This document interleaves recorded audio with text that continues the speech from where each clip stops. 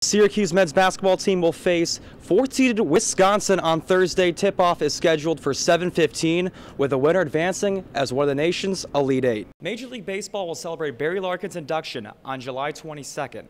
But you can celebrate Larkin and Jackie Robinson here at the Baseball Hall of Fame. The 18th hole was once used as a tow rope ski slope. Now it's become the most signature hole on the Drumlins West course. While more than 37,000 fans are expected to fill Kauffman Stadium tonight, the Grandstand Theater offers a unique atmosphere to enjoy the All-Star game. They gave us the best seats in the house and took us out to the ball game. So we honored them here at the Baseball Hall of Fame as legendary voices of the game. Ron Santo believed, it's not what happens to you in life that people may judge, but how you handle it. Tuesday marked the beginning of the battle for the NBA's ultimate prize. Its title or bust for Miami is a look to redeem last year's championship collapse. But will scoring champ Kevin Durant and the explosive Oklahoma City offense have an answer? Two of the league's best, Kevin Durant and MVP LeBron James, headline Game 1 of the finals. First half, Heat up 11 when LeBron will pick off the Durant pass, leading the break, and throws it down to pad the lead to 13. The Thunder trailed all game until Russell Westbrook right here slices through the Heat defenders for the hoop and the harm. He made the freebie to give OKC its first lead. Fourth quarter, Thunder taking control. Thabo Sefolosha steals the ball, outlet to Durant, who rocks the rim in transition. He had a game-high 36 points.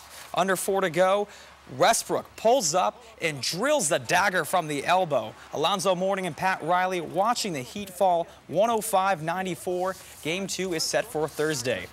As the summer continues to heat up, so are the New York Yankees, who have won 8 of their last 10 games in June. But as the saying goes, momentum is only as good as tomorrow's starting pitcher. CC Sabathia looking for his 8th win, but ran into early trouble. Bottom one base is full of Braves when Matt Diaz, notorious lefty killer, saws off the Sabathia fastball, lining it over Nick Swisher's head and into the corner. Michael Bourne, Brian McCann, and Dan Uggla all score. Braves up 3-0 early. But the Yanks storm back. Top 8, bases loaded for Alex Rodriguez, who lasers this Johnny Venter's fastball over the wall for his 23rd career grand slam, tying him with Lou Gehrig for the most all-time. Now, 2 batters later, Nick Swisher belts one high and deep into Souvenir City, his 10th home run of the year, completing the comeback for the Yanks. They win 6-4. We move on to Euro 2012. UEFA announced that the Russian Soccer Federation has been placed on probation after fans attacked stadium workers following Friday's win over the Czech Republic.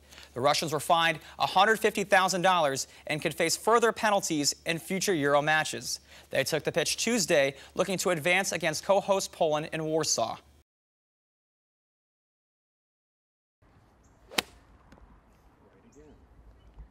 Nestled in the greens of Syracuse, you'll find Drumlins Golf Club, one that's seen more than 8 decades of tee shots. But no round of golf is complete without experiencing the final hole on the West course. The 18th hole is a tough one. It's very difficult in terms of the shot, whether it's windy, it's raining, it's sunny. It's really hard to gauge the right distance and to figure out what to do. Connor Wisniewski is on the Drumlins golf staff. He has played the 150-yard par 3 many times and says the scenic view is easily intoxicating. I just watch and gaze, and sometimes the wind will grab it and it might hit off the tennis building. It might land on the green, but I just watch. The 18th hole was once used as a tow rope ski slope. Now it's become the most signature hole on the Drumlins West course. Woo! That's going left. While the 300-yard straight drop presents a bigger challenge than what meets the eye, a simple strategy could help your score. Hit it low. The higher you hit it in the air, the more the wind is going to affect it. And if you're going up there one time, maybe you don't have anybody behind you, hit a couple shots. And if you're a hacker, go in the winter and do what they used to do and just ski down the hill. But no matter if your shot lands on the green or on the tennis club roof, the 18th hole shows us one of the more intriguing views Syracuse has to offer. Oh, No, that's dead eye. Way long. Too long?